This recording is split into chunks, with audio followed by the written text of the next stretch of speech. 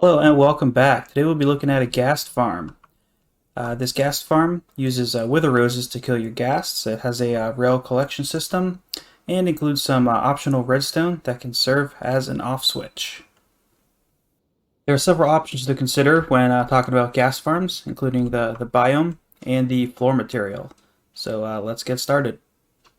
Ghasts need a 5x5 area that is 4 high in order to spawn. They readily spawn on top of wither roses, and they can spawn at any light level. So those are the mechanics that we'll be trying to abuse in order to ensure that as many ghasts will spawn as possible.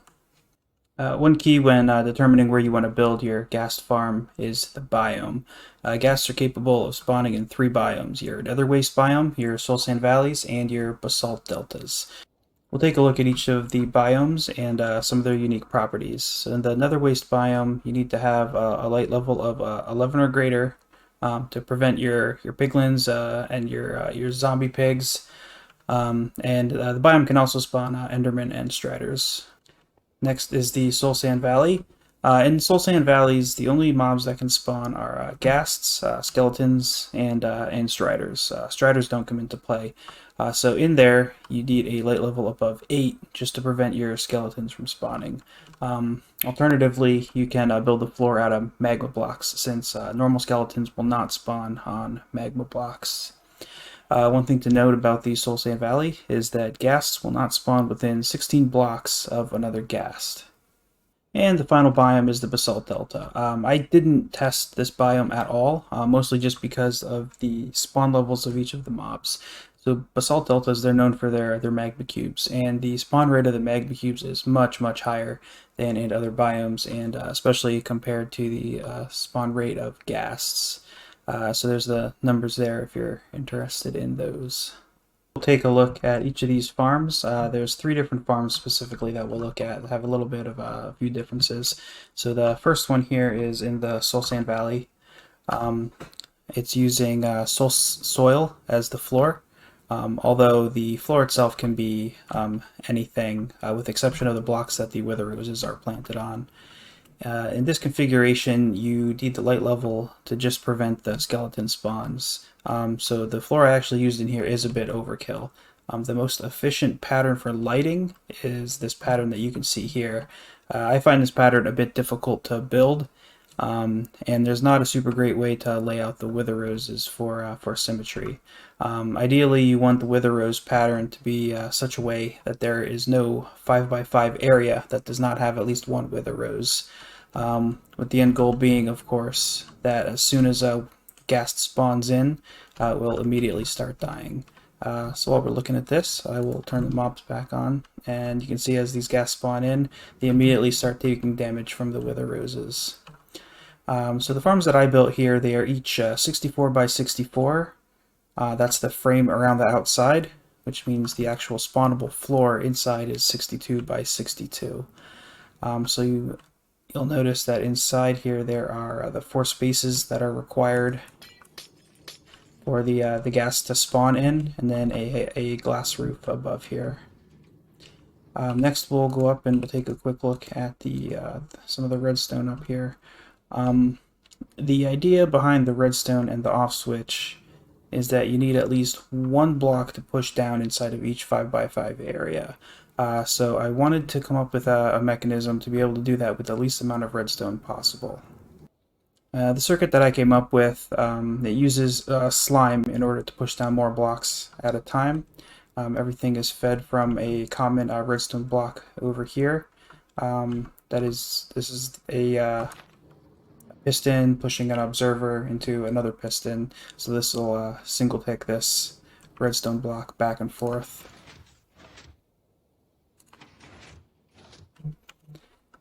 And this redstone block will power all of the redstone that you see with repeaters wherever necessary. These furnaces are here because they're immovable blocks, so that is because of the slime down here. I need to make sure that they don't grab any blocks we don't want them to grab. So these are laid out in such a spacing so that each one will not leave any 5x5 area without at least 1 block being pushed down. So there's 6 blocks in the center, so to avoid all of the 5x5 blocks, because when they're pushed down, these slime blocks grab 1 block around all sides. And of course, any place you have a spawnable space, you want to put a slab on top.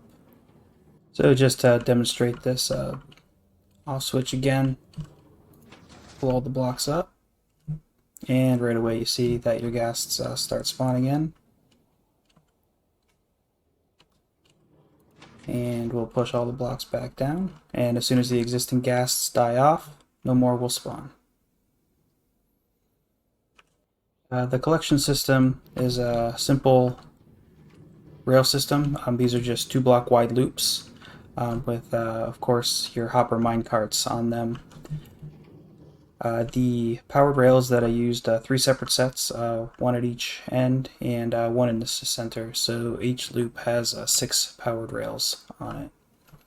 As the hopper minecarts roll across and come back to this edge, they go over top of 2 hoppers, and these hoppers just fill into each other towards the center, which you have your a double chest where everything collects.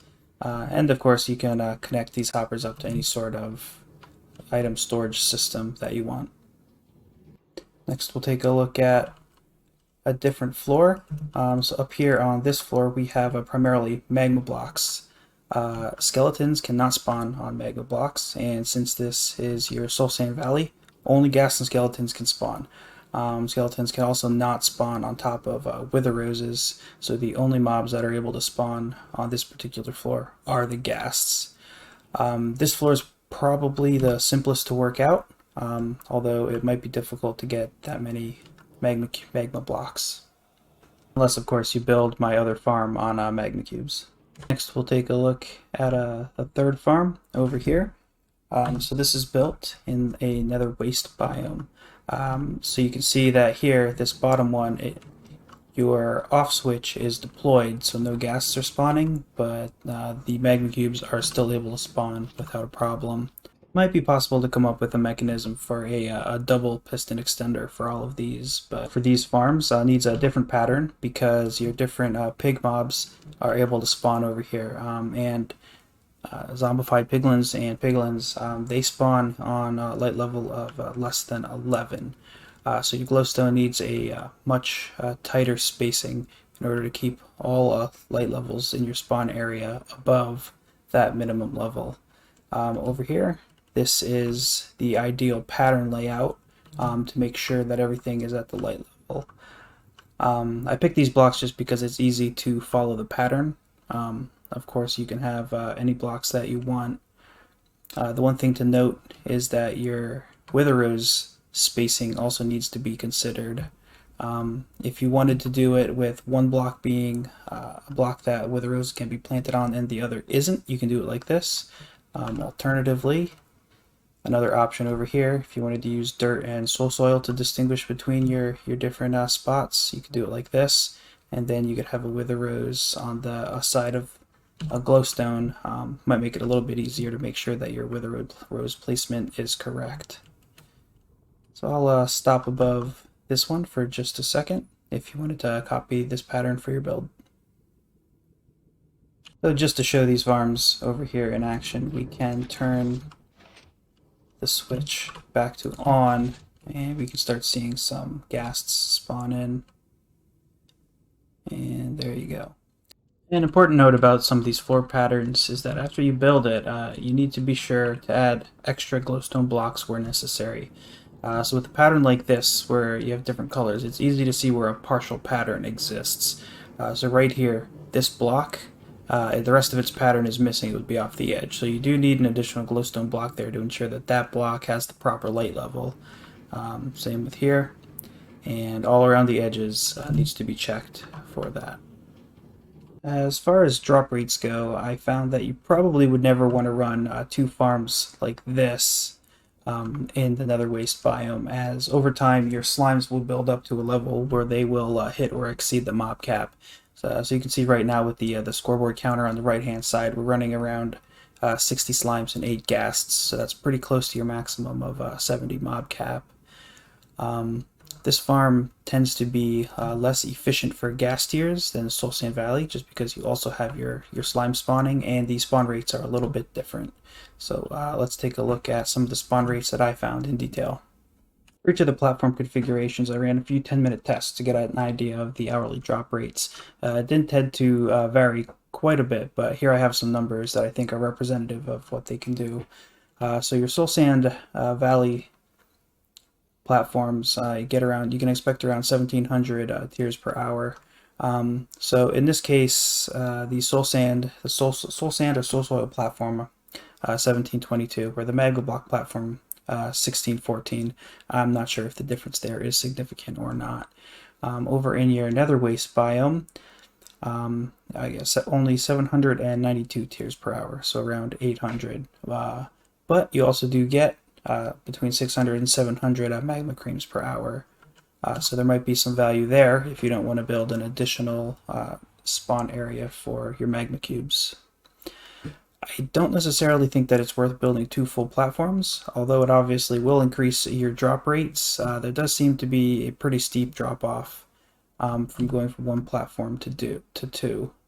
So as you can see in the Soul Soil platform in the Soul Sand Valley, 1722 tiers per hour for a single platform, but I was only getting a 2652 tiers per hour when running 2 platforms together, when you would expect over 3400.